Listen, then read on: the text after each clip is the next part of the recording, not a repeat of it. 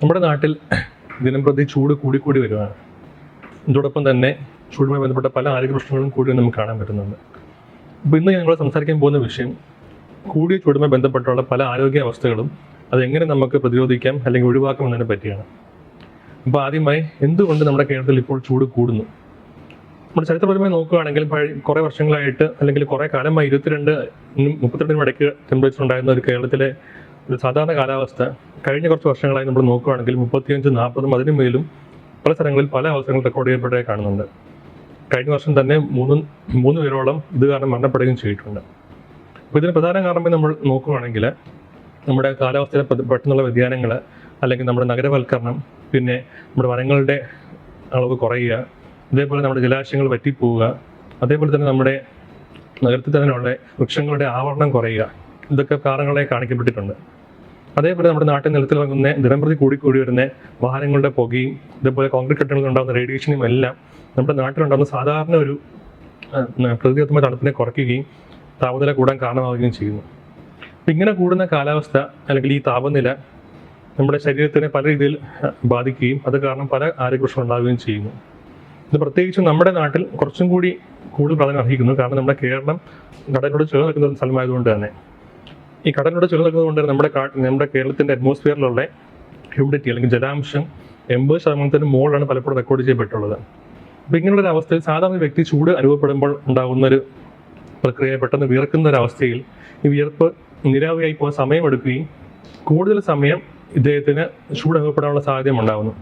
അപ്പോൾ സാധാരണ ഇപ്പോൾ ഒരാൾക്ക് 32 ടെമ്പറേച്ചർ പുറത്തുണ്ടെങ്കിൽ ഇയാൾക്ക് അനുഭവപ്പെടുന്നത് 42-44 അനുഭവപ്പെടുക. അപ്പോൾ നമ്മുടെ ശരീരത്തിന് ഒരു പരിധി വരെ താപനില കൂടുവാണെങ്കിൽ അതിന് സ്വന്തമായിട്ട് നിയന്ത്രിക്കാനുള്ള കഴിവുണ്ട്. എന്നാൽ 40% അതിന് മുകളിലോട്ടോ ഈ താപനില കൂടുമ്പോഴത്തേക്കും ഈ ഒരു കഴിവ് നഷ്ടപ്പെടുകയും പിന്നെ ഇത് കാരണം പല ആരോഗ്യ പ്രശ്നം ഉണ്ടാകുകയും ചെയ്യുന്നു.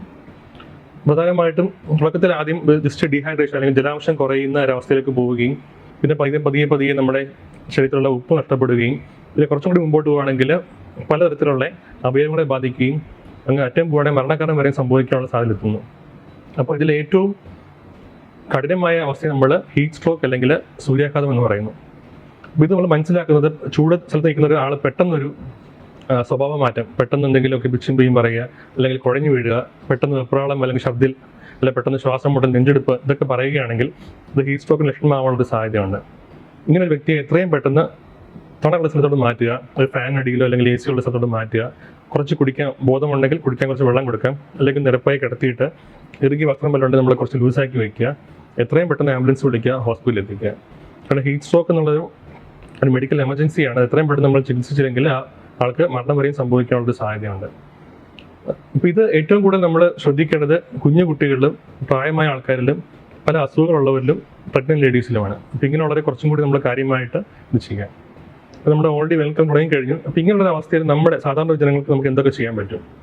ഏറ്റവും ഇമ്പോർട്ടൻ്റ് ആയിട്ട് നമ്മൾ സൂര്യരശ്മി ഏറ്റവും കൂടുതൽ UV ഇൻഡെക്സ് ഉള്ള സമയം, അതായത് ഒരു 10 മണിക്കും 3 മണിക്കും ഇടയ്ക്കുള്ള സമയങ്ങളിൽ നേരിട്ടുള്ള സൂര്യപ്രകാശം ദേഹത്ത് തട്ടാതിരിക്കാൻ മാക്സിമം ശ്രദ്ധിക്കുക.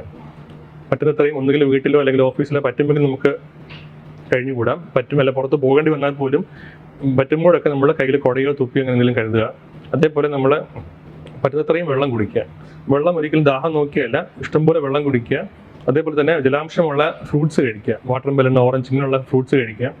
അതേപോലെ ഹീറ്റ് സ്ട്രോക്ക് ലക്ഷണം നമ്മൾ എപ്പോഴെങ്കിലും നമ്മൾക്ക് സ്വന്തമായി അനുഭവപ്പെടുകയോ അല്ലെങ്കിൽ ഒരാളെ വ്യക്തിയെ കാണുക വെച്ചിട്ടുണ്ടെങ്കിൽ ആ ആളെ എത്രയും പെട്ടെന്ന് ഹോസ്പിറ്റലിൽ എത്തിക്കേണ്ടത് നമ്മൾ ശ്രദ്ധിക്കുക.